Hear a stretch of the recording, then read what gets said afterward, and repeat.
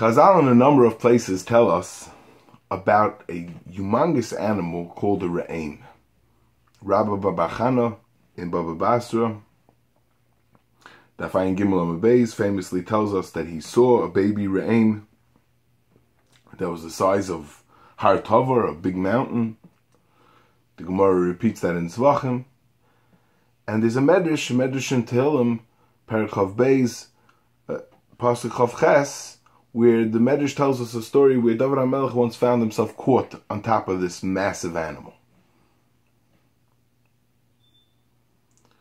The Rishonim discuss if this animal was a land creature or actually lived in the water, if it's more like a dag. And without discussing how we understand these Haggadah Gemaras, what is the dimension of this animal? Is this an animal, a tall animal, not such a tall animal? I would like to suggest that the Gemarah is actually debating that very question in Zvachim Kuf Yud Gimel Lamed Beis.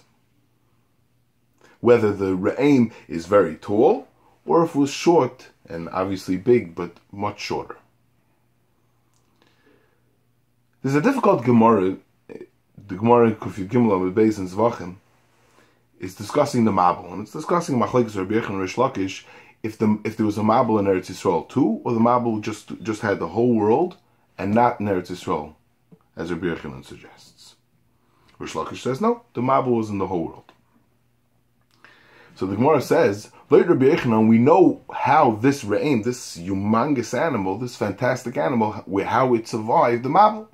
Because a Zachar and a Kever ran to Eretz Yisrael and stayed there. But Rish Lakish, how we had the re'em survive? How could it have survived? It can't fit in the teva. Re'em is too big. So first the Gemara tries to say that the re'em, there was a baby re'em that was able to fit into the teva. The Gemara says no. We know from our Babachana that even a baby re'em is too big. Then the Gemara tries to say that we stuck its head into the Mabul, that just the head of the re'em was in the Mabul. The Gemara says no, even its head was too big. The Gemara ends up saying that the re'em had the tip of its nose stuck into the Mabul, into the teva, and since the teva was going up and down, bobbling up and down in the water, they had to tie the horns of the teva to the horns of this re'em. This animal has horns. They had to tie its horns to the teva, with its nose in the teva, and that's how the re'em was able to survive. Now the question is obvious. The re'em is this massive animal. Why can't the re'em just stand tall, keep its head above water? What are we worried about? Who has to keep this re'em? What does he need the teva for? Gemarah Zevachim had no problem. Gemarah Zevachim just stood tall, and he was able to keep his head above water and not drown in the waters of the Mabul. So what's the problem? What is the Gemara addressing with this re'em, that the re'em needs the teva to survive the Mabul? And we can't say the problem is the hevel. The hevel is this bad ear. The air quality during the Mabul wasn't sufficient, and it killed out everybody that was in Eretz Yisroel. We can't say that that's why the re'em had to keep his nose into the teva, because Rabbi Yochanan just told us that Rabbi Yochanan, who agrees to the hevel, he agrees that there was this bad air quality, and he says that the re'em was able to run to Eretz Yisroel. So if Rabbi Yochanan that had the hevel, and the hevel killed out all the people that were in Eretz Yisroel, says that the re'em was able to survive by running to Eretz Yisroel, obviously the re'em was strong enough to withstand this hevel, this bad air quality, as Taisa suggests. So why should Rish Lakish disagree with that? So like Rish Lakish, why couldn't the re'em just stand tall and keep his head above water and survive the Mabul?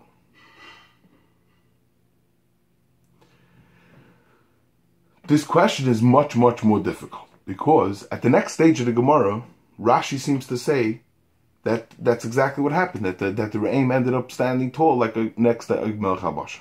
The next stage of the Gemarah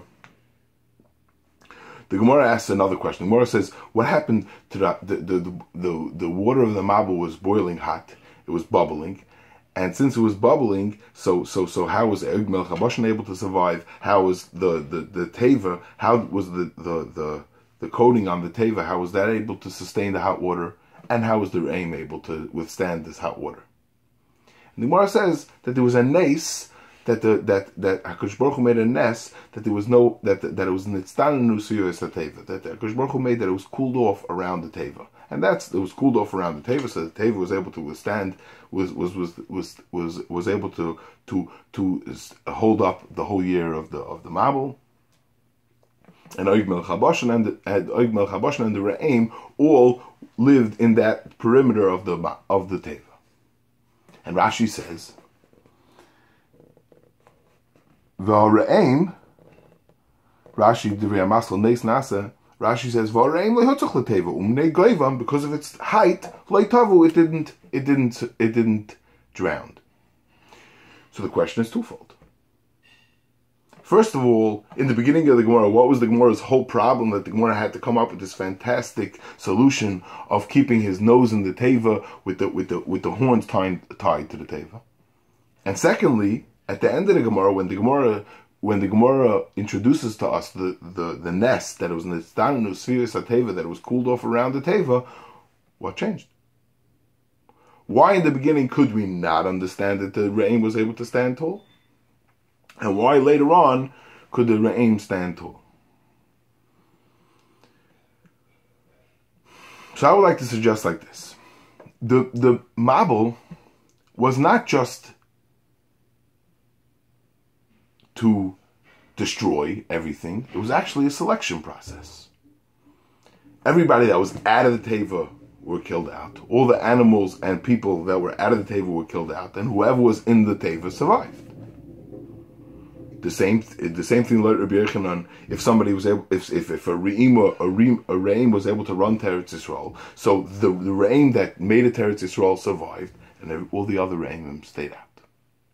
Oig Melech HaBashan, the same thing. All the other people that were not tall enough drowned in the water, and Oig that was tall enough was able to survive by keeping his head above water.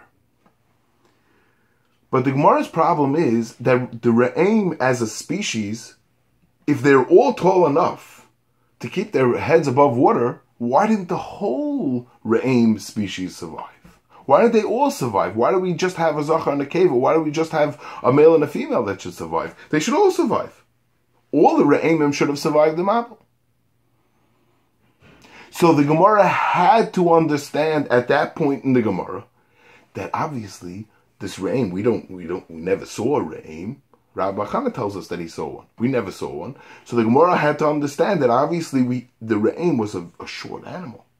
It might have been humongous, but it was short. And it couldn't keep its head above water. Since it couldn't keep its head above water, that's how all the rest of the Re'im were killed out. But then obviously we have a problem, and that's the Gemarah's problem, that had it the Zach and the Keva, the two that Noach did want to save from the Mabul, how did they survive? So the Gemarah has to come up with the whole solution of sticking its nose into the teva and tying its horns that it shouldn't slip. But that's all before we introduce the concept of the hot water.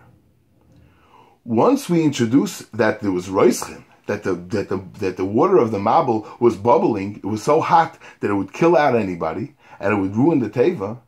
So we have a new way of making a selection.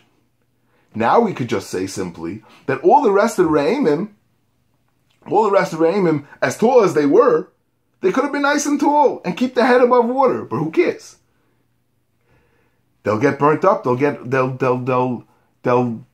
be killed by the boiling hot water. So now we could say that the Roischin did the selection. The Roischin did the selection by having all the rest of the Re'imim killed out in the boiling hot water, and just those two Re'imim, the Zach and the Keva that was supposed to survive the Mabul, those two stayed around the Mabul, around the Teva, And just like the Teva had no problem with the hot water, and Oig Melech HaBashan was stayed in the perimeter of the Teva, and he survived the Mabul. Those two Re'imim were around the Mabul, and all the rest of the Re'imim, they weren't around the Teva, and they did not survive. So it would come out that the Gemarah did not know exactly what the dimensions of this Re'im were. And the Gemarah had to assume in the beginning that the Re'im was short, not tall enough to keep its head above water. And later on, once we introduced the concept of Roischim, then already the Re'im could be nice and tall, and it was not just big, but it was also nice and tall, and it kept its head above water.